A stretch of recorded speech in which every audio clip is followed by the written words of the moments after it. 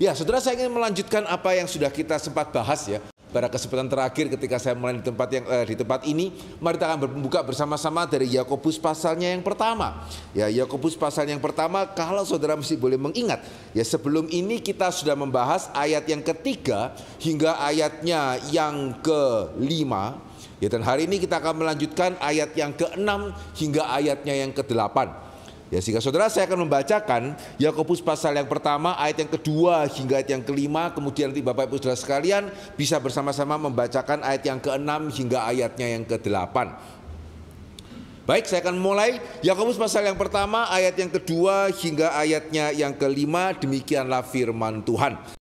Saudara-saudaraku, pertimbangkanlah sebagai suatu kebahagiaan apabila kamu jatuh ke dalam berbagai-bagai pencobaan, sebab kamu tahu bahwa ujian terhadap imanmu itu menghasilkan ketekunan. Dan biarlah ketekunan itu memperoleh buah yang matang, supaya kamu menjadi sempurna dan utuh dan tak kekurangan suatu apapun. Tetapi apabila ada di antara kamu yang kekurangan hikmat, hendaklah ia memintakannya kepada Allah, yang memberikan kepada semua orang dengan murah hati dan dengan tidak membangkit-bangkit, maka hal itu akan diberikan kepadanya. Silakan.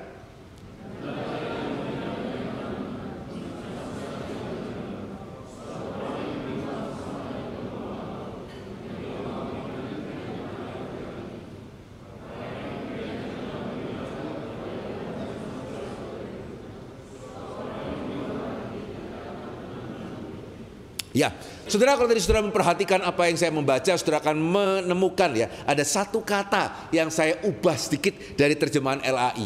Ya, dalam terjemahan LAI saudara menemukan, saudara-saudaraku anggaplah sebagai suatu kebahagiaan, tapi tadi saya menerjemahkan sebagai pertimbangkanlah sebagai suatu kebahagiaan. Ya, sehingga saudara masih mengingat khotbah saya yang terakhir di sana yang saya mengatakan bahwa memang ya yang Yakobus maksudkan di sini bukan wis pokoknya lah. Pokoknya kamu senang, pokoknya kamu itu susah, anggapen itu sebagai sesuatu kebahagiaan. Ya, itu perkataan orang Jawa ya. Pokoknya kamu anggap saja itu sebagai kebahagiaan, dalam susah, duka, aku kan tetap tersenyum begitu. Saudara, tidak.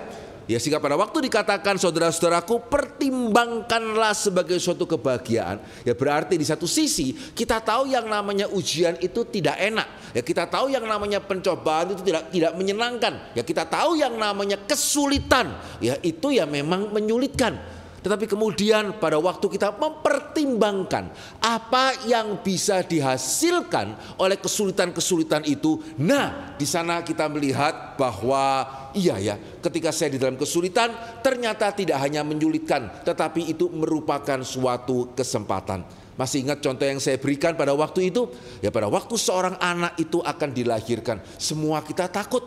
Ya, bukan cuma ibu-ibu yang takut, bapak-bapak juga takut. Ya, karena meskipun hari ini kedokteran sudah sangat maju, ya tetapi tidak pernah ada yang bisa menjamin ya proses kehamilan bisa 100% aman. Tidak bisa itu.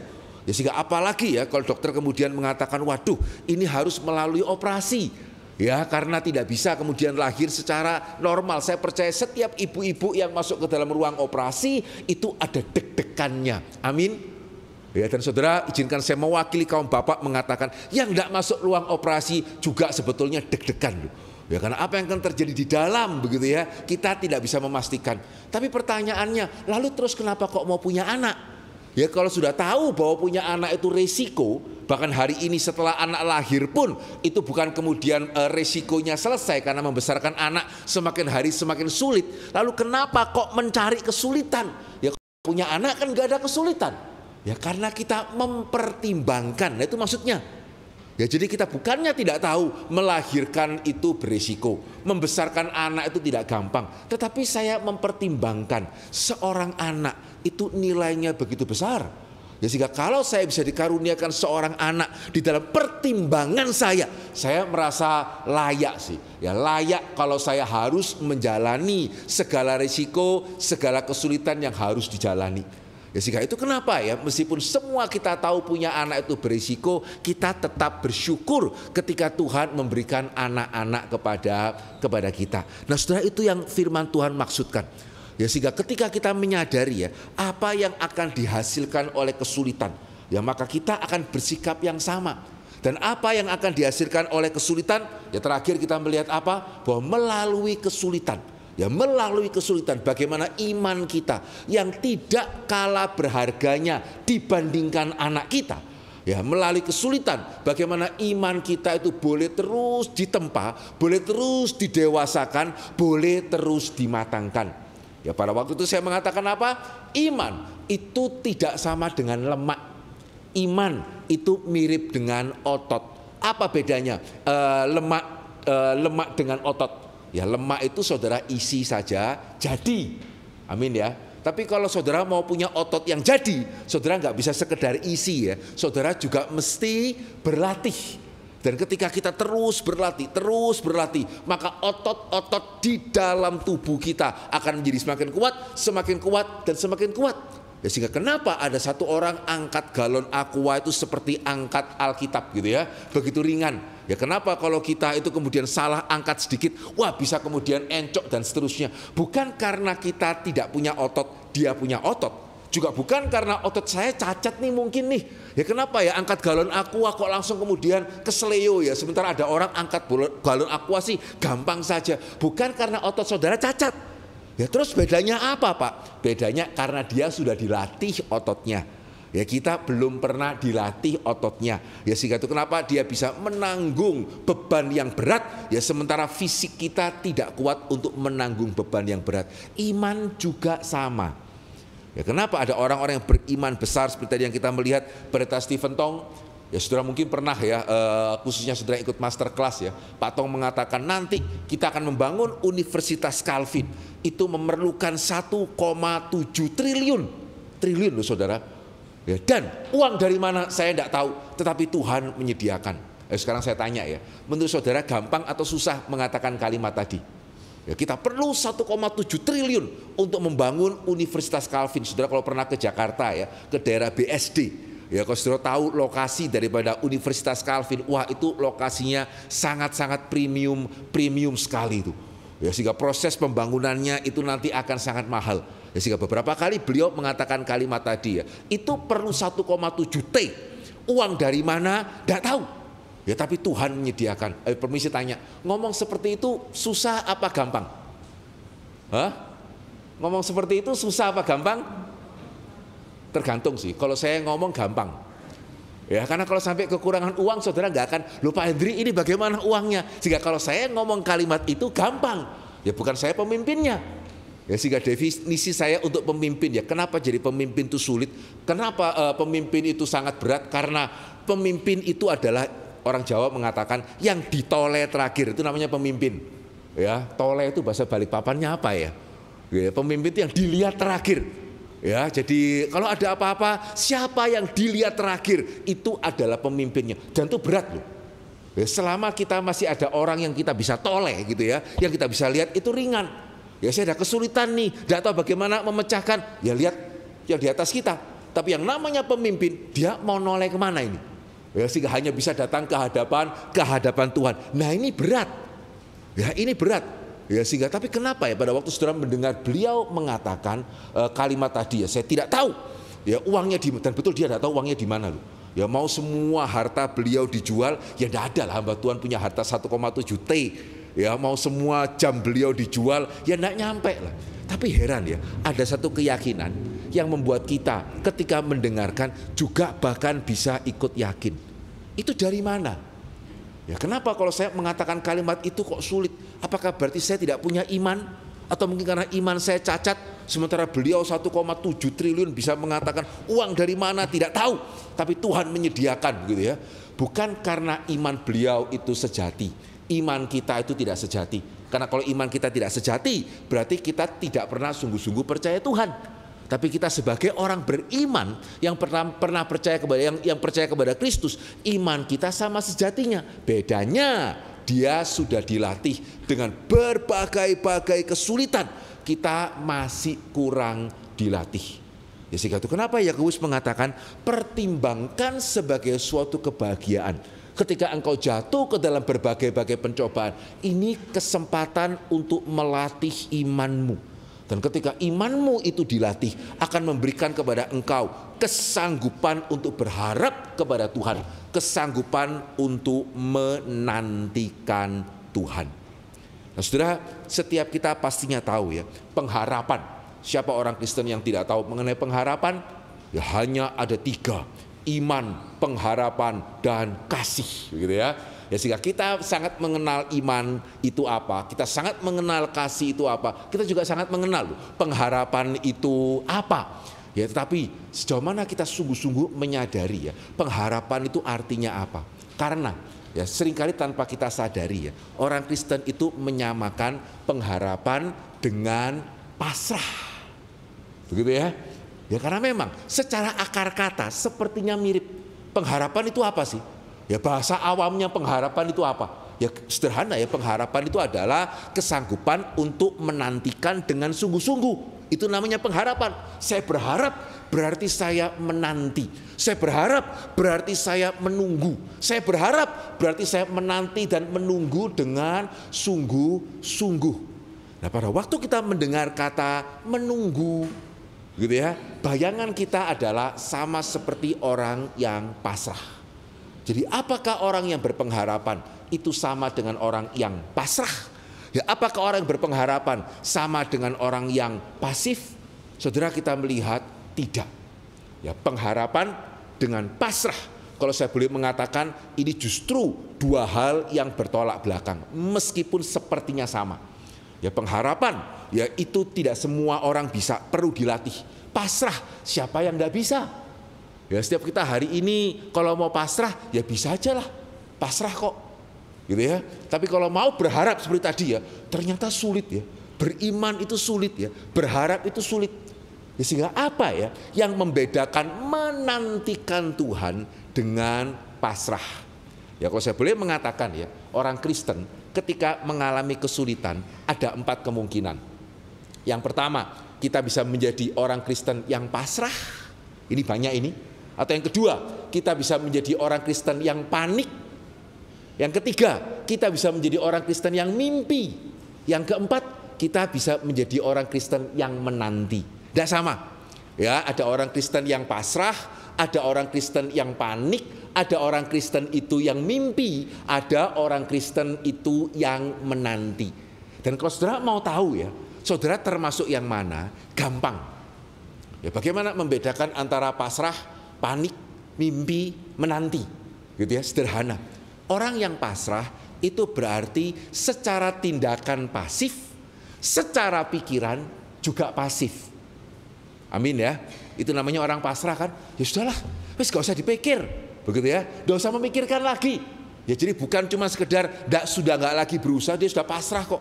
Mau usaha itu usaha apa? Ya sudah seperti ini. Ya hidup di Indonesia itu sudah seperti ini. Bahkan ya, bukan cuma sekedar dia tidak lagi mau berusaha lebih, dia bahkan seringkali kita mendengar, sudahlah, gak usah dipikir, capek. Pernah mendengar kalimat seperti itu? Nah, itu namanya pertanda orang itu pasrah. Ya, sehingga bukan cuma secara tindakan itu sudah pasif, sudah nggak mau lagi ngapa-ngapain, ya sudahlah percuma gitu ya. Bahkan disuruh mikir pun dia sudah enggan sekali, nggak usah dipikir. Ya karena pasrah. Nah kalau panik, ya apa bedanya ya panik dengan pasrah? Kalau panik itu saudara pernah lihat orang panik? Ya, apa bedanya panik dengan pasrah? Panik itu secara tindakan aktif. Ya, tetapi secara pikiran itu pasif. Nah, itu namanya panik. Ya, pernah lihat orang panik? Ya, saudara suruh diam kan susah sekali itu. Tapi sambil dia gerak, ya dia tidak tahu dia mesti gerak kemana. Nah, karena secara pikiran pasif, itu kan namanya panik, gitu ya.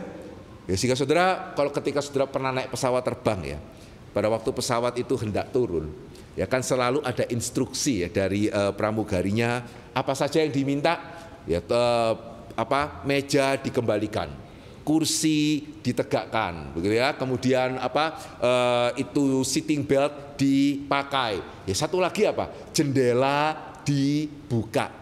Kira-kira ya dari semua instruksi pramugari tadi ya, ada nggak yang saudara bertanya-tanya? Kira-kira saudara, apakah kira-kira bertanya-tanya, kenapa sih kok meja mesti dikembalikan? Ya sudah jelas atau masih perlu dipertanyakan?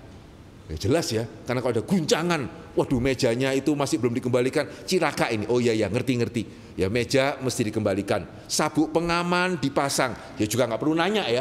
Ya karena kalau ada guncangan, saya nggak pakai sabuk pengaman, wah ini bahaya ini. Kursi ditegakkan, oh iya ya, juga ngerti sih. Ya kursi ditegakkan supaya kita siap kalau terjadi sesuatu. Pertanyaan saya ya, kenapa kok pintu jendela mesti dibuka? Ada yang tahu? Kenapa pada waktu pesawat turun itu pintu jendela perlu dibuka? Siapa mau coba jawab? Kira-kira kenapa? Hah? Boleh lebih keras? Apa? Ya, ada yang mau coba? Kenapa kira-kira ya? Kalau mau mendarat kok pintu jendela dibuka? Saya dari dulu tuh mikir yang satu ini. Ya karena kalau yang tadi ya pasang sabuk pengaman, meja dikembalikan, tegakkan kursi, saya bisa mengerti kira-kira kenapa. Tapi ada apa ya? Ya pagi, siang, sore, malam instruksinya sama kan? Gitu ya. Pagi juga buka jendela, siang juga buka jendela, sore juga buka jendela, malam juga buka jendela. Sampai kemudian satu kali ya saya melayani di GRI Kuningan. Ya setelah itu makan dengan pengurus, salah satunya pilot Garuda yang senior. Wah, kapan lagi gitu ya? Sehingga langsung saya nanya pada waktu itu, kira-kira kenapa Pak? Kok pada waktu pesawat itu mau turun, kok pintu jendela mesti dibuka? Ada yang mau tahu jawabannya? Ya dia mengatakan bahwa karena kalau sampai terjadi apa-apa, ya setidaknya ada cahaya dari luar sehingga penumpang itu bisa tahu mesti exit lewat pintu mana, mesti keluar dari pintu mana. Loh, kan sudah ada tulisan exit padahal. Ya kan, dan kan lampu akan menyala itu kalau terjadi apa-apa gitu. Tapi dia mengatakan ya namanya orang panik, ya namanya orang panik meskipun sudah ada tulisan exit gitu ya, keluar ini mesti keluar mana? Ya mesti keluar di mana ini? Ya, sehingga harapannya kalau ada cahaya dari luar itu pun tidak menjamin ya. Karena orang panik mau ada tulisan exit lah, mau ada cahaya dari luar lah, bisa-bisa dia gerak tapi nggak tahu dia mau gerak kemana. Tapi ya diharapkan kalau ada cahaya dari luar, ya khususnya kalau elektrik itu mati ya, pesawat jatuh elektrik terganggu, lampu tidak bisa nyala, masih ada bantuan penerangan dari luar sehingga diharapkan bisa menemukan pintu keluar. Nah itu namanya orang panik. Lihat ya, panik sama pasrah itu tidak sama. Ya pasrah, ya dia tidak lagi aktif secara tindakan, juga nggak lagi aktif secara pikiran. Panik itu secara tindakan sangat aktif, tetapi secara pikiran pasif. Mimpi bagaimana? Gampang ya, ya tinggal dibalik. Ya orang yang mimpi itu secara pikiran aktif kan. Wah andai kata. Ya andai kata gitu ya, kalau saja gitu ya, what if, bagaimana jikalau. Nah itu orang mimpi itu. Wah nanti kalau saya dapat undian ya itu kenapa hari ini di Indonesia itu sangat banyak orang terjerat judol, ya judi online, karena terlalu banyak orang Indonesia, kadang-kadang saya khawatir, termasuk orang Kristen yang sukanya itu mimpi, bukan menanti. Ya sehingga pada waktu saudara ikut judi, itu apa itu? Itu namanya mimpi, betul? Ya karena secara tindakan kan nggak ngapa-ngapain, saudara tinggal taruh saja. Emang mesti usaha apa? Apalagi hari ini ya, judi online saudara ditawari gitu ya, nggak perlu kemana-mana, nggak perlu search Google. Ya saya kalau mau judi online saya mesti kemana gitu ya. Seringkali ditawari influencer, ada yang mempromosikan. Ya sehingga orang yang terlibat judi online itu secara tindakan itu sebetulnya pasif, tetapi secara pikiran itu jalan terus. Ya kalau saya dapat kira-kira saya akan gimana? Kalau saya dapat kira-kira itu nanti hutang saya bisa kebayar seperti apa? Tetapi sebetulnya itu merupakan mimpi. Ya sehingga kalau mimpi itu berarti secara pikiran kita itu aktif. Ya terus aktif gitu ya. Tetapi secara tindakan kita itu pasif. Sehingga dari sini saudara mestinya sudah bisa menebak menanti itu bagaimana? Ya pasrah tindakan pikiran pasif. Panik tindakan aktif, pikiran pasif. Mimpi tindakan itu pasif, tindakan itu pasif, ya pikiran itu aktif. Kalau panik tadi pikiran pasif, tindakan aktif. Menanti itu berarti saudara dua-duanya itu sama-sama aktif. Nah itu namanya menanti. Ya sehingga seperti seseorang yang menanti pasangannya sedang mau datang ke rumah, dia aktif dua-dua loh, betul kan? Ya, dia aktif kan? Dia pakai pakaian yang baik, gitu ya. Ya, dia sudah mempersiapkan segala sesuatunya. Itu kan tindakan. Dan dia juga alert loh. Ya, dia siap secara pikiran. Ya, ada suara tin-tin, wah itu pasangan saya itu. Ya, ada suara mobil, wah itu pasangan saya itu. Ya, sehingga orang yang menanti ya, secara tindakan dia itu aktif, secara pikiran dia itu aktif. Nah, orang Kristen dipanggil bukan menjadi orang yang pasrah, bukan menjadi orang yang panik, bukan menjadi orang yang suka mimpi. Ya, orang Kristen dipanggil itu untuk kita belajar bagaimana bisa menantikan Tuhan. Dan menantikan Tuhan seperti yang kita juga lihat di dalam kitab Yakobus ya. Saudara berdoa kepada Tuhan, tapi setelah berdoa saudara meminta hikmat. Ya, meminta hikmat, bukan seperti seorang anak gitu ya, yang saya tidak bisa kerjakan tugas, minta kelepasan, tolong mamanya mengerjakan. Ya, saudara tidak mau. Tetapi kalau anak kita mau belajar, saya tidak bisa, saudara ajari dia. Ketika saudara ajari dia, dia memperhatikan. Saudara mau atau tidak mau mengajari? Saudara akan mau mengajari.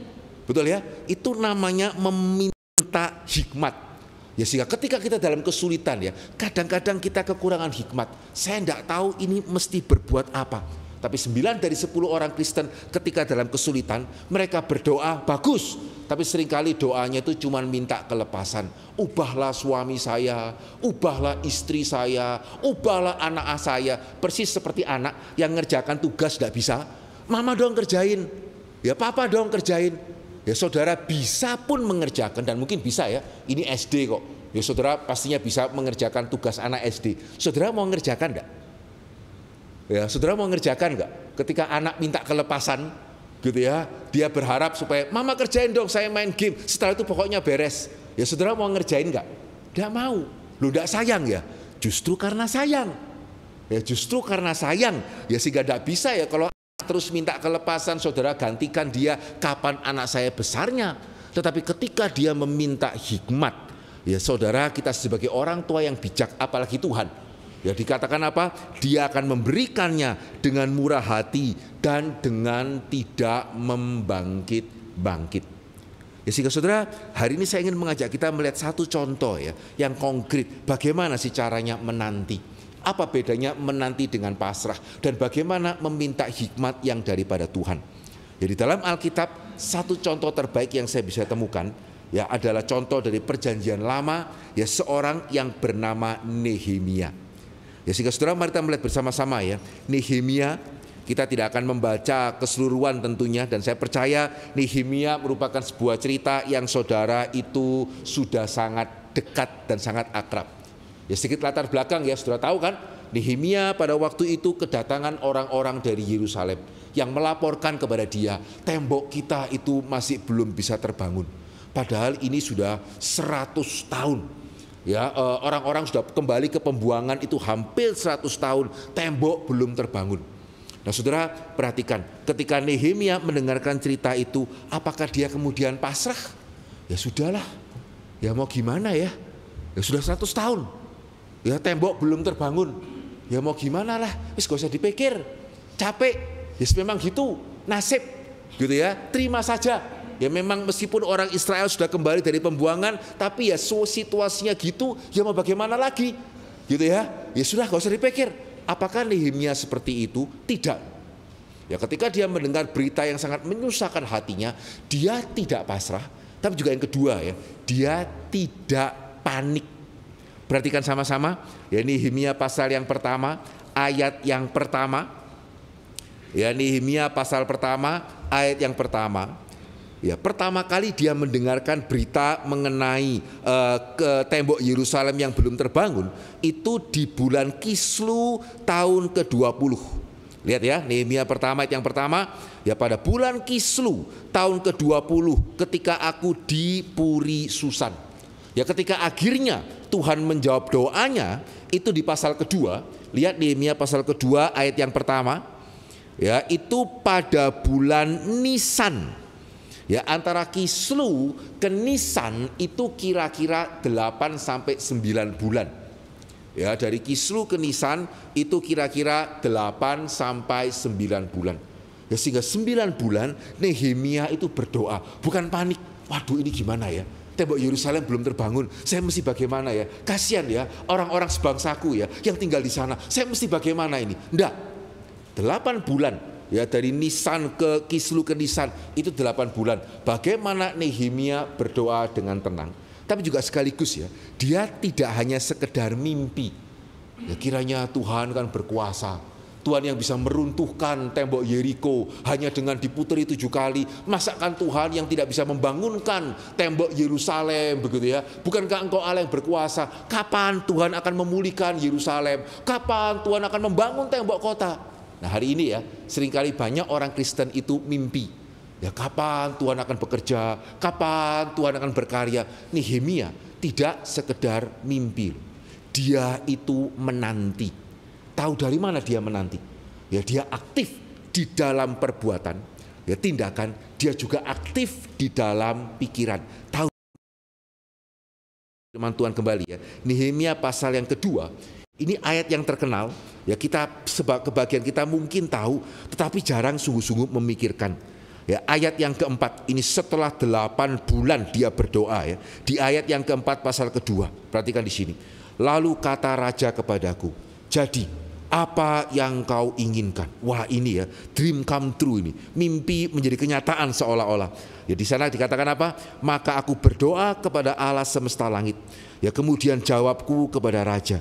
Jika raja menganggap baik dan berkenan kepada hambamu ini, utuslah aku ke Yehuda, ke kota pekuburan nenek moyangku, supaya aku membangun kembali. Lalu bertanyalah raja kepadaku, sedang permaisuri duduk di sampingnya, berapa lama engkau dalam perjalanan dan bilakah engkau kembali? Dan raja berkenan mengutus aku sesudah aku menyebut suatu jangka waktu kepadanya. Ini ayat terkenal kan? Akhirnya doa Nehemia dikabulkan. Tapi persis di sini ya, kita melihat bedanya mimpi dengan menanti. Ya, orang yang mimpi ya seringkali pasang tadi ya judi, harap bisa mendapat. Setelah mendapat, seringkali malah hidupnya semakin susah. Ya kan, dia tidak pernah mikir. Ya, tapi di sini kita melihat Nehemia sepertinya dream come true ya. Mimpinya menjadi kenyataan ini ya. Tuhan menjawab doanya. Ini yang nanya raja itu. Ya, jadi apa yang kamu mau lakukan? Dan bahkan setelah dia mengatakan, begitu ya, setelah dia mengatakan, izinkan saya kembali ke Yerusalem untuk boleh membangun tembok. Wah, kedua kalinya dream come true ini. Raja kemudian nanya, berapa lama waktu yang kamu itu perlukan? Tetapi ya, yang jarang dipikirkan kepada waktu kita membaca ayat ini adalah, ya ayat ini jelas mengatakan kapan raja itu sungguh-sungguh mengizinkan. Ya, kapan raja itu sungguh-sungguh mengizinkan Nehemia kembali ke Yerusalem? Kapan? Setelah dia mendengar ya Nehemia mengatakan sejangka waktu lamanya. Betul ya? Jadi katakan apa tadi? Setelah aku mengatakan sejangka waktu lamanya, ya raja akhirnya berkenan mengutus aku sesudah aku menyebut suatu jangka waktu lamanya. Ya, sehingga Raja Artasasta ini memang di dalam sejarah ya terkenal sebagai raja yang cukup baik. Beda dengan Raja Ahasiweros yang Esther itu memang di dalam sejarah terkenal raja yang kurang baik. Sehingga Raja Artasasta ini raja yang cukup baik. Itu kenapa dia bisa lihat ya, ini juru minuman saya kok susah. Itu kenapa dia tanya, kamu itu kenapa susah? Itu kenapa juga ketika dijawab dia pikir ini make sense sih. Anak ini cinta bangsanya, ini baik. Ya, demikian juga ketika dia dengar Nehemia mengucapkan sejangka waktu, dia pikir lagi, ya ini masuk akal ini. Ya, kalau mau membangun kota, ya perlu waktu sekian lama, ini masuk akal. Bukan cuma sekedar mau santai-santai sehingga dikabulkan. Tapi yang jarang kita nanya ya, Nehemia itu kok bisa tahu ya membangun kota itu kira-kira perlu waktu berapa lama? Sehingga pada waktu raja itu nanya, ya kamu perlu waktu berapa lama? Dia langsung bisa menyebutkan sejangka waktu lamanya. Ya, bisa dibayangkan kalau dia mengatakan, oh boleh raja ya, saya minta waktu untuk mikir dulu berapa lama ya, itu bisa batal. Begitu ya. Tapi kenapa akhirnya benar-benar Nehemia itu diutus? Karena ketika raja itu nanya, kamu perlu waktu berapa lama? Nehemia bisa menyebutkan satu jangka waktu. Tapi yang jarang kita tanya adalah Nehemia itu tahu dari mana? Nah saudara, apakah kemudian ketika raja nanya bisa keluar suara dalam hatinya, bilang sekian bulan, begitu ya? Ya tidak. Ya, sehingga tahu dari mana dia itu perlu waktu sejangka waktu, tahu dari mana. Itu menunjukkan ya 8 bulan Nehemia berdoa. Itu bukan cuma sekedar Tuhan gerakkan hati raja, Tuhan biarlah engkau yang meruntuhkan Yeriko, engkau juga yang mendirikan tembok Yerusalem, bukankah engkau maha kuasa ya Tuhan? Tidak. Sambil dia berdoa saudara, sambil dia ngitung. Nah ini namanya aktif. Ya ini namanya mencari hikmat. Ini namanya seperti anak yang mama tolong ajarin saya. Ya dia hitung ya, dia bergumul dulu. Ini tembok Yerusalem runtuh. Apakah mungkin saya yang harus membangun tembok Yerusalem? Karena saya juru minuman raja. Daripada waktu itu ya, juru minuman raja itu persis kalau sekarang ya, itu mungkin seperti sekretaris negara. Begitu ya. Ya sehingga orang yang sangat baik di dalam menata. Ya, sehingga Nehemia 8 bulan itu dia mulai aktif di dalam pikiran. Ya apakah mungkin saya yang harus kemudian pulang dan membangun? Ya bukan cuma sekedar ICUP, gereja mestinya bagaimana begini, bagaimana caranya supaya gereja begini? Ya Pak Elvis lah. Ya kalau gitu gampang ya. Ya ICUP. Ya tapi Pak Tong terus mengatakan Hupe ini. Ya sehingga Nehemia ketika dia berdoa, Tuhan, bagaimana tembok gereja Yerusalem? Dia pikir loh, apa saya yang mesti bayar? Ya saya juru minuman raja. Saya mempunyai keterampilan, saya bisa memanage, saya bisa mengatur. Kalau saya mau mengatur ya, kira-kira saya perlu waktu berapa lama? Nah dia hitung itu. Dan bahkan ya, kalau saudara merasa, jangan-jangan Pak Hendri ini cocokologi.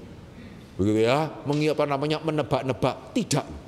Ya ada bukti-bukti lebih lanjut ya. 8 bulan Nehemia berdoa, dia nggak cuma sekedar make a wish.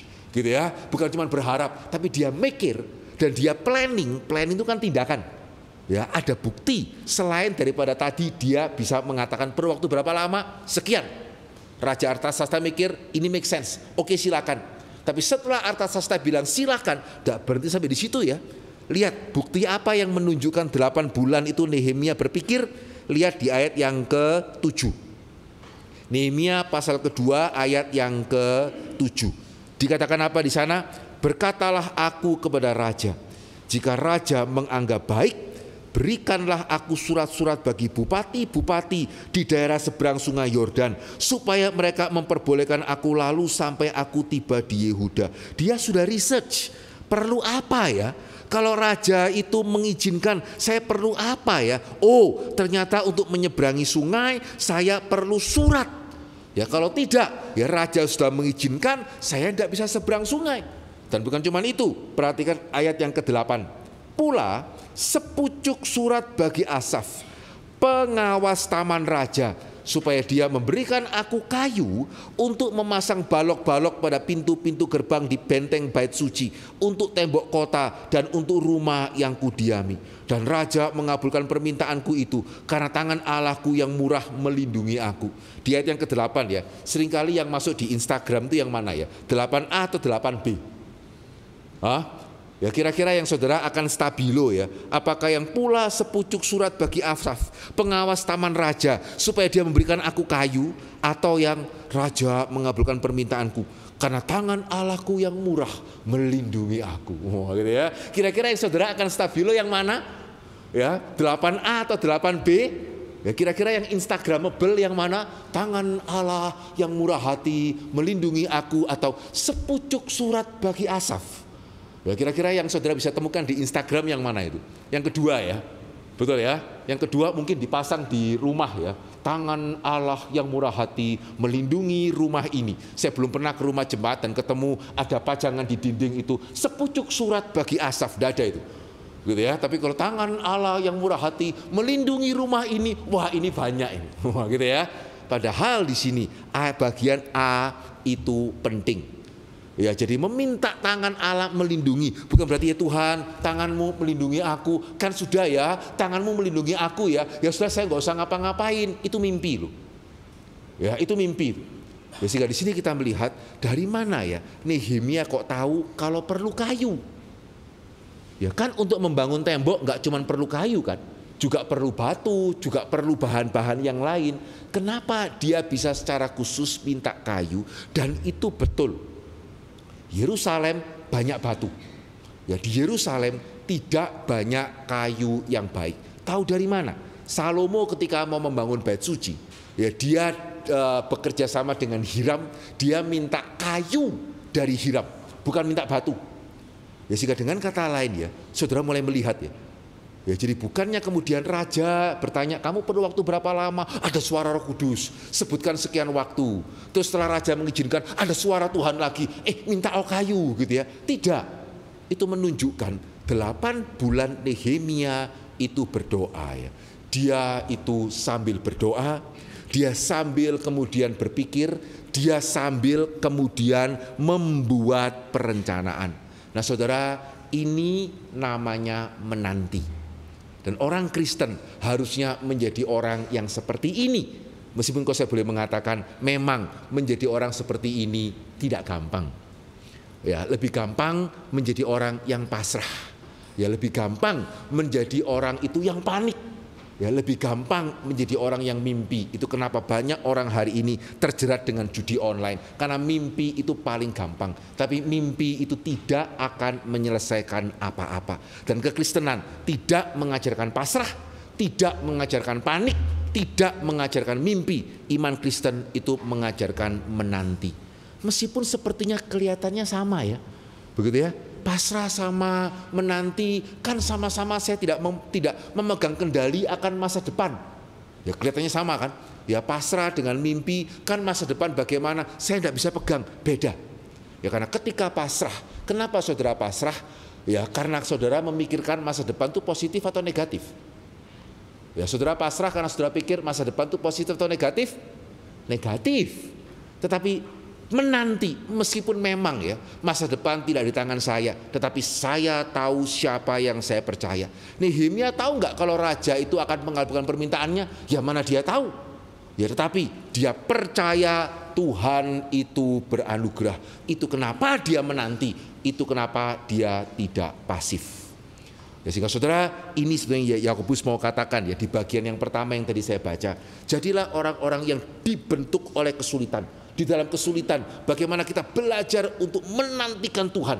Sehingga pada waktu kita menjalani segala proses itu, iman kita yang sudah sejati, kecuali saudara belum menerima Yesus sebagai Tuhan dan Juru Selamat. Tapi kalau saudara sudah bertobat dan menerima Yesus sebagai Tuhan dan Juru Selamat, berarti iman saudara itu sama sejatinya dengan Billy Graham lah, Daud lah, Samuel lah, Abraham, sama. Ya tetapi melalui kita belajar menantikan Tuhan, meminta hikmat Tuhan, di sana iman kita dibentuk dan dibentuk. Dan kita akan belajar menjadi orang Kristen yang menantikan Tuhan, dan orang Kristen yang menantikan Tuhan itu sungguh-sungguh akan menjadi berkat bagi orang lain. Ya karena dunia ini terlalu banyak orang pasrah, terlalu banyak orang panik, terlalu banyak orang mimpi. Ya tetapi terlalu sedikit orang yang bisa menanti. Ya sehingga menantikan Tuhan itu sesuatu hal yang berharga asal. Nah ini Yakobus kasih satu syarat lagi. Kalau engkau menantikan Tuhan, ya engkau meminta hikmat, Tuhan akan kasih. Lebih dari orang tua yang siap mengajari anaknya yang siap belajar, Tuhan akan kasih. Tetapi tidak boleh ada satu hal yang saudara kemudian tergoda. Apa itu? Lihat kembali tadi ya, di ayat yang saudara baca, satu syarat. Ya kalau saudara mau menantikan Tuhan dan saudara mau percaya Tuhan akan mengabulkan saudara ketika meminta hikmat, ya Tuhan akan kabulkan asal, perhatikan di sini ayat yang ke-6 ya, hendaklah ia memintanya dalam iman dan jangan sama sekali jangan bimbang. Sebab orang yang bimbang sama dengan gelombang laut yang diombang-ambingkan kian kemari oleh angin. Orang yang demikian jangan mengira bahwa ia akan menerima sesuatu dari Tuhan. Sebab orang yang mendua hati tidak akan tenang di dalam hidupnya. Nah ini satu syarat yang saudara perlu ingat. Tuhan tidak mungkin berdusta. Tuhan tidak pernah berdusta. Tetapi ya ada syarat yang saudara mesti ingat. Apa syaratnya? Ya kalau saya mau menantikan Tuhan, saya meminta Tuhan dan Tuhan akan mengabulkan, syaratnya satu ya. Hendaklah ia memintanya dalam iman dan sama sekali jangan bimbang. Permisi tanya dulu ya, saudara, ketika mendengarkan syarat ini barusan saya bacakan, siapa yang lebih semangat belajar menanti, atau siapa yang tadi semangat belajar menanti langsung pupus? Begitu ya. Jadi kan tadi saya mengatakan belajarlah menantikan Tuhan. Ya, pikiran aktif, ya tindakan aktif, Tuhan akan menjawab, asal sama sekali jangan bimbang. Siapa tadi yang wah puji Tuhan ya, saya mau belajar menantikan Tuhan, terus kena syaratnya ya, sama sekali jangan bimbang. Siapa yang semakin semangat, siapa yang kemudian mulai layu gitu ya. Ya sehingga di sini kita perlu tahu dulu ya, karena kalau enggak wajar ya, sudah akan berpikir Tuhan ini kasih janji ya, tapi kemudian syaratnya saya tidak bisa penuhi, ya ngapain Tuhan kasih janji? Saudara, itu karena kita salah memahami apa yang Tuhan maksudkan ketika Dia mengatakan sama sekali jangan bimbang. Jadi artinya ya, bukan seperti yang hari ini kadang-kadang ada hamba Tuhan kurang bertanggung jawab ya. Oh kamu sakit, Tuhan akan sembuhkan. Ya ketika kemudian yang bersangkutan tidak sembuh, hamba Tuhannya dengan enak mengatakan, ya kamu tidak beriman sih. Hati-hati ya dengan hamba Tuhan yang seperti itu. Banyak. Ya saya pernah punya seorang jemaat begitu ya, yang kemudian dia pindah ke gereja yang lain. Dan ketika dia sakit, hamba Tuhannya mengatakan apa? Kamu ke Singapura, begitu ya, kamu akan sembuh. Dia ke Singapura, meninggal, begitu ya. Tapi kalau hamba Tuhannya ditanya, hamba Tuhannya akan jawab apa? Loh bukan saya salah saya. Kamu tidak beriman. Sehingga akhirnya banyak orang Kristen kemudian jatuh kecewa ya, karena merasa Tuhan ini bagaimana ya, janji, tapi kok tidak memberi. Dua kesalahan ya. Kesalahan yang pertama karena tadi ya, sepertinya Tuhan memberikan kelepasan, padahal Tuhan memberikan hikmat ya. Tapi juga yang kedua ya, dia salah mengertikan jangan bimbang di sini artinya bukan seperti itu ya. Karena kalau artinya jangan bimbang berarti tidak boleh ada sedikit keraguan, tidak boleh ada sedikit ketakutan. Ya siapa bisa? Dan lihat tadi ya, ketika Nehemia ditanya oleh raja, ya kamu kenapa kok pucat? Alkitab mengatakan apa? Nehemia takut. Jadi orang yang beriman itu bukannya orang yang tidak takut. Takut itu tidak berarti kemudian saudara tidak beriman. Salah. Lalu ya bimbang di sini artinya apa? Ya orang yang bimbang itu seperti apa? Bagaimana kita jangan sampai menjadi orang yang bimbang? Saudara, jawabannya ada di ayat-ayat selanjutnya, khususnya di ayat yang ke-8 ya. Orang yang mendua hati tidak akan tenang dalam hidupnya. Nah itu namanya bimbang. Sehingga orang yang bimbang bukan orang yang sedikit ada keraguan, orang yang sedikit ada ketakutan, tidak. Orang yang diombang-ambingkan kian kemari oleh angin, gitu ya, adalah orang yang mendua hati. Supaya saudara jelas ya, seperti apa sih orang yang mendua hati? Kembali saya ingin ajak kita melihat satu contoh di dalam Perjanjian Lama. Ya bersyukur ya, Perjanjian Lama menyediakan banyak contoh sebetulnya untuk kita yang mau mengerti Perjanjian Baru. Perhatikan Yesaya pasal ke-7. Tadi contoh pertama Nehemia ya. Ini contoh orang yang mendua hati, itu adalah Ahaz. Contoh orang yang bimbang, itu adalah Ahaz. Perhatikan Yesaya pasal ke-7 ayat ke-10. Saya bacakan bagi saudara. Perhatikan baik-baik ya. Yesaya 7 ayat yang ke-10. Tuhan, atau saya mulai dari ayat yang pertama sedikit ya, pasal 7 ayat yang pertama sedikit konteks supaya saudara mengerti situasi Ahaz. Ya dalam zaman Ahaz bin Yotam bin Uzia raja Yehuda, maka Rezin raja Aram dan Peka bin Remalia raja Israel maju ke Yerusalem untuk berperang melawan kota itu. Ya, namun mereka tidak dapat mengalahkannya. Lalu diberitahukanlah kepada keluarga Daud, Aram telah berkemah di wilayah Efraim. Maka hati Ahaz dan hati rakyatnya gemetar ketakutan, seperti pohon-pohon hutan bergoyang ditiup angin. Begitu ya. Ayat yang ke-10. Ya Tuhan kemudian mengutus Yesaya untuk menguatkan Ahaz yang ketakutan seperti hutan di pohon hutan ditiup angin tadi. Ayat yang ke-10 ya. Tuhan melanjutkan firman-Nya kepada Ahaz melalui Yesaya, katanya, ya, mintalah suatu pertanda dari Tuhan Allahmu. Biarlah itu sesuatu dari dunia orang mati yang paling bawah, atau sesuatu dari tempat tinggi yang di atas. Tetapi Ahaz menjawab, aku tidak mau meminta, aku tidak mau mencobai Tuhan. Oke, jangan ditutup dulu ya Alkitabnya ya. Kalau saya berhenti sampai di sini ya, menurut saudara ya, Ahaz ini positif atau negatif? Ya, Yesaya bilang apa? Tuhan melalui Yesaya bilang apa? Mintalah suatu pertanda dari Tuhan. Terserah, minta tanda apapun. Bisa mulai yang paling bawah sampai dunia orang mati, atau sampai paling atas gitu ya, tempat yang tertinggi. Mintalah pertanda apapun. Ahas jawabnya seperti ini ya. Aku tidak mau meminta, aku tidak mau mencobai Tuhan. Wah, ini reform gak ini? Wah, gimana ini? Positif atau negatif ini? Positif atau negatif? Hah? Positif ya. Begitu ya. Wah, ternyata Ahas ini reform gitu ya. Tetapi yang menarik, saudara, di ayat yang ke-13. Teruskan sedikit ya. Di ayat yang ke-13 ya dikatakan apa? Bagaimana sikap Yesaya? Apakah Yesaya berpikir, wah puji Tuhan ya, Ahas ini ada kemajuan begitu ya. Ternyata di ayat yang ke-13 tidak ya. Berkatalah Nabi Yesaya, baiklah, dengarkan hai keluarga Daud. Belum cukupkah kamu melelahkan orang sehingga kamu melelahkan Allahku juga? Loh, kok negatif? Ya, ternyata Yesaya responnya tidak kemudian, wah puji Tuhan ya, imanmu sudah bertumbuh ya, nggak usah pakai tanda ya, ternyata sudah bisa. Enggak ya. Nih Yesaya responnya adalah, dengarkan hai keluarga Daud, belum cukupkah kamu melelahkan orang sehingga kamu mau melelahkan Allahku juga? Loh, kenapa negatif? Kan kelihatannya positif. Nah saudara, ya kalau saudara sedikit melihat di dalam kisah sejarah di dalam kitab Raja-Raja, saudara akan tahu nih, Ahas tidak mau meminta tanda bukan karena dia beriman. Ahas tidak mau meminta tanda karena dia sudah punya plan B. Nah ini orang mendua hati ya, plan B. Plan B-nya itu apa? Ahas mikir ya, lawan saya dua, Aram sama Israel. Padahal Israel sendiri sudah 10 suku, Yehuda cuma 2. Ya sehingga Yehuda lawan Israel sudah kemungkinan kalah besar ini. Sekarang Israel dibantu dengan Aram, celaka. Ya tapi dia sudah punya plan B ya. Kamu 2, saya 1.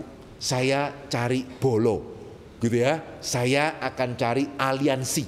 Sehingga akhirnya Ahas bekerja sama dengan Asyur. Ya sehingga kenapa Ahas tidak mau minta tanda dari Tuhan? Ya karena dia sudah bekerja sama dengan Asyur. Nah saudara, itu namanya mendua hati.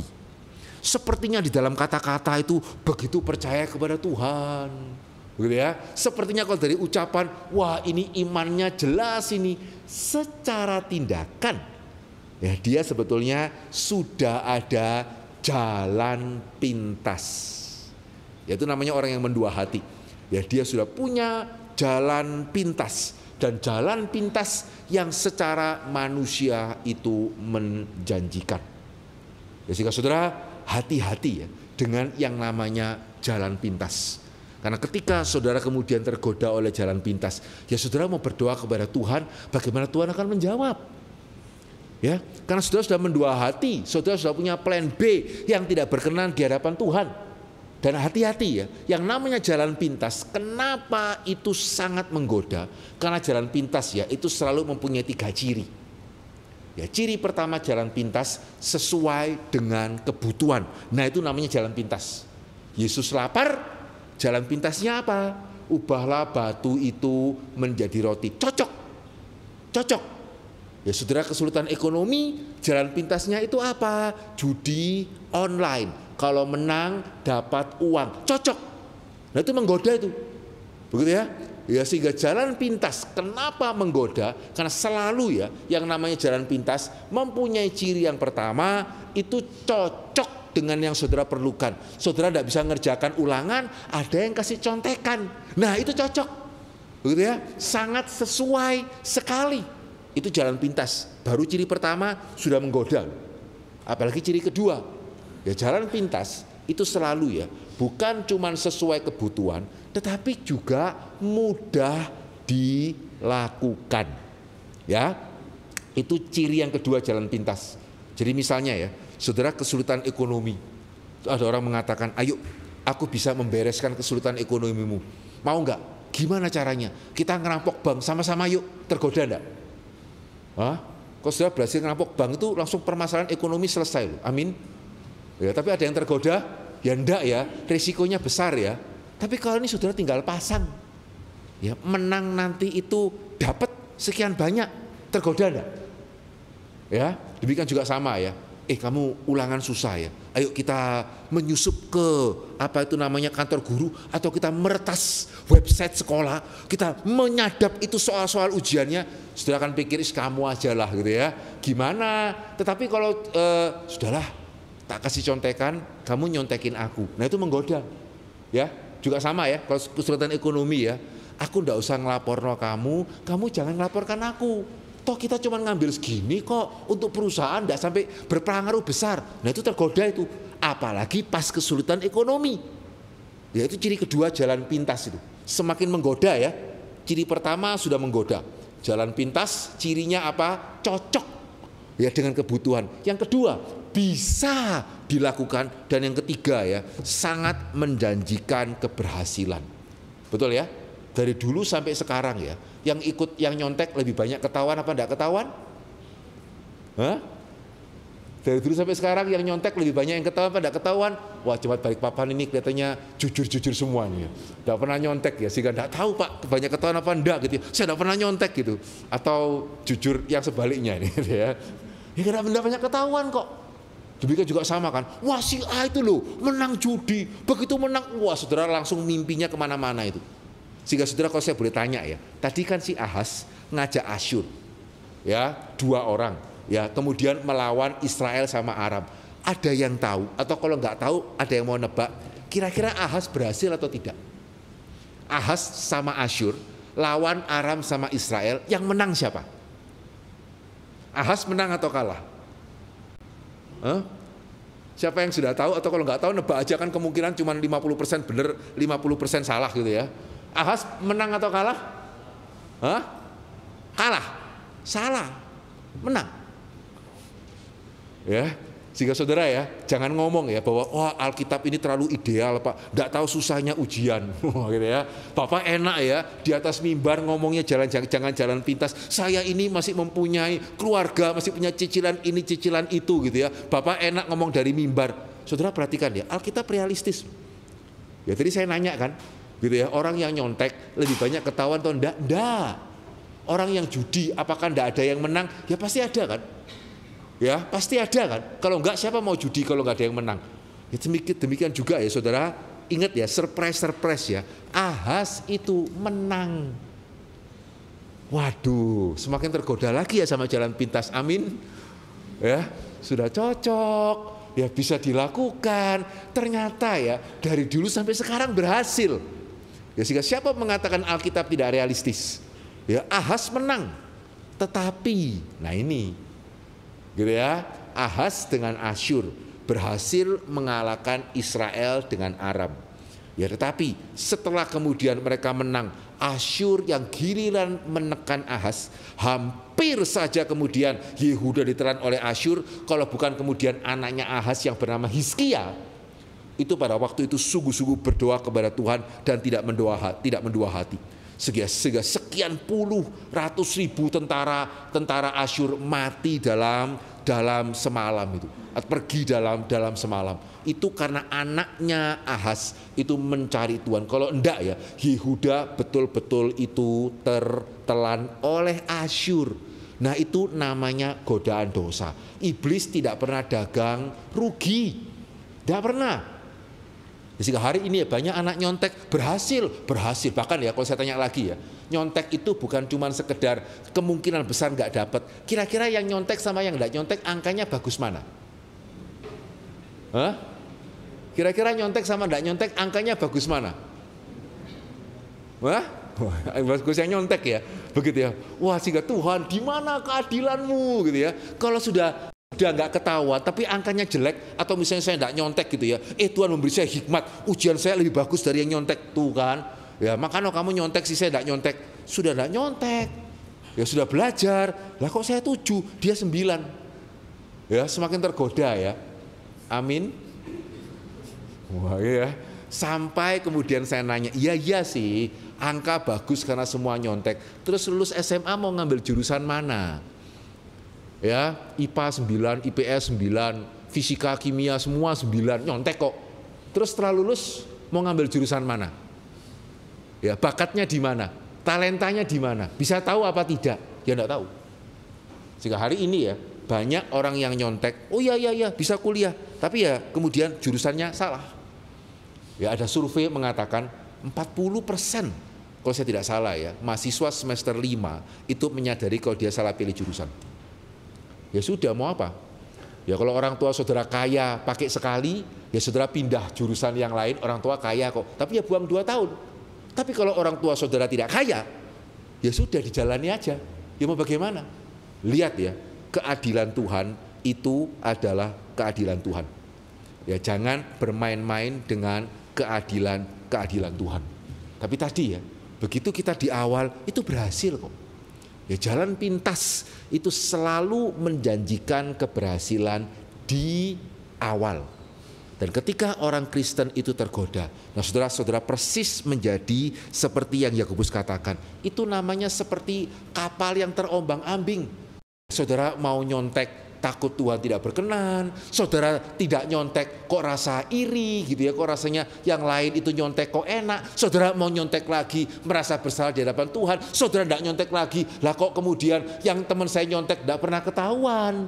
Itulah namanya orang yang bimbang.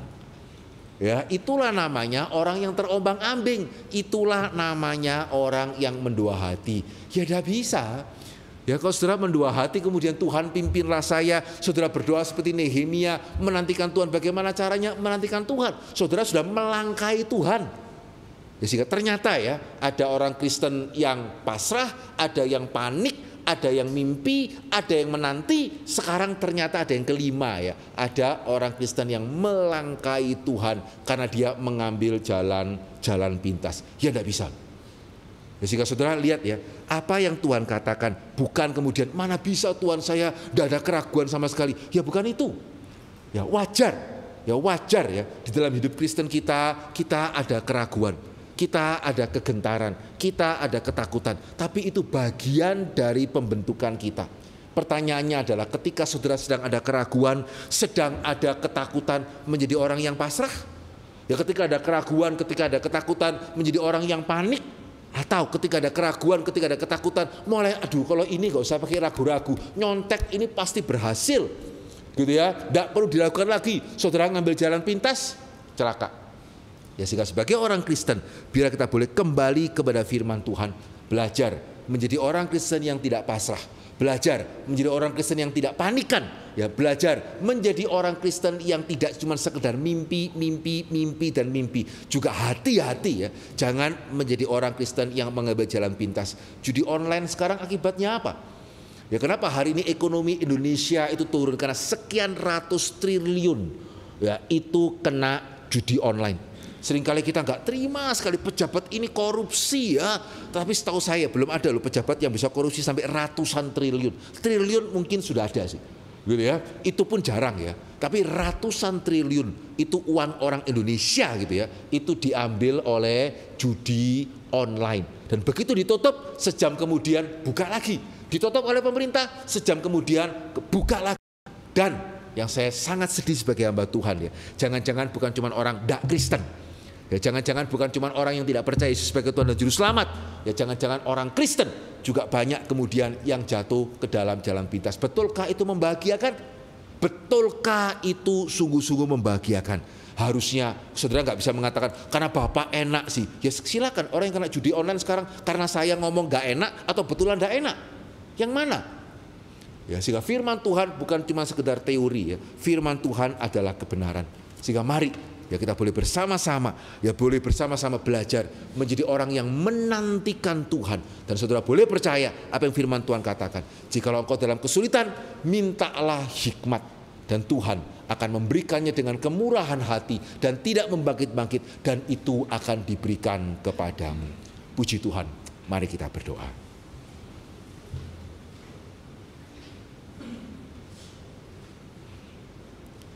Saudara, saya ingin setiap kita boleh menguji diri di hadapan Tuhan jujur. Selama ini kita di mana ya? Betulkah kita sudah boleh menjadi orang Kristen yang belajar menantikan Tuhan? Di tengah-tengah kegentaran kita, di tengah-tengah ketidakjelasan yang kita temui, yang kita hadapi, betulkah kita menjadi orang Kristen yang menantikan Tuhan? Ataukah ya kita boleh jujur di hadapan Tuhan, kita mengaku, jangan-jangan kita sudah menjadi orang yang pasrah, Atau mungkin kita sudah menjadi orang yang panik, atau kita mungkin sudah menjadi orang yang hanya mimpi, atau jangan-jangan kita sudah terjerat permasalahan karena kita sudah mengambil jalan pintas, mendahului Tuhan, padahal kita tahu itu tidak benar. Saudara, bolehkah benar-benar jujur di hadapan Tuhan? Saudara termasuk yang mana?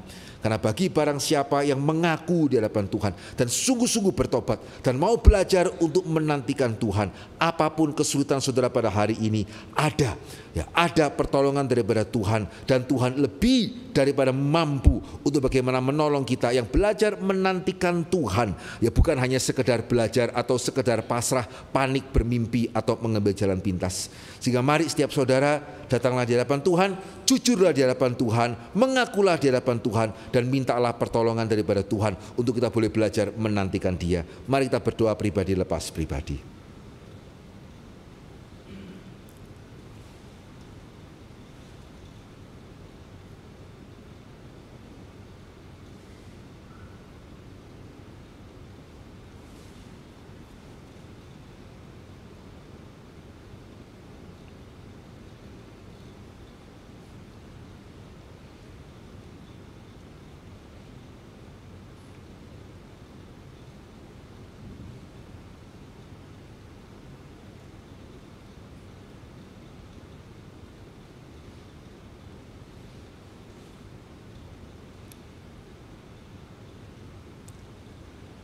Bapa dalam kerajaan surga, terima kasih untuk firman Tuhan yang boleh kami renungkan bersama-sama pada pagi hari ini. Ampunilah kami ya Tuhan, jikalau di antara kami, meskipun kami mengaku diri sebagai orang percaya ya Tuhan, seringkali kami gagal di dalam menantikan Tuhan. Mungkin ada di antara kami yang lebih pasrah, ada di antara kami yang lebih gampang panik, ada di antara kami mungkin yang hari ini sudah sekedar mimpi, berhayal, atau bahkan mungkin ada juga di antara kami pada hari ini yang sudah mengambil jalan pintas, yang sepertinya begitu menjanjikan, tapi justru menjerat kami ke dalam kesulitan yang lebih besar. Tuhan, ampunilah kami yang seringkali mengambil jalan pintas, ampunilah kami yang seringkali kau kurang percaya kepada Tuhan dan tidak mau belajar menantikan Tuhan seperti Nehemia. Biar sekali lagi ya Tuhan yang masih boleh memberikan kesempatan kepada kami, ampunilah segala kekurangan kami ya Tuhan, dan ajarlah kami untuk boleh belajar menantikan Tuhan, ajarlah kami untuk boleh belajar meminta hikmat dan bukan hanya meminta kelepasan demi kelepasan saja. Dewasakanlah kami di dalam Tuhan, ajarlah kami menjadi orang-orang yang seperti Nehemia yang tahu bagaimana menantikan Engkau sehingga boleh menjadi terang bagi orang-orang di sekitar kami.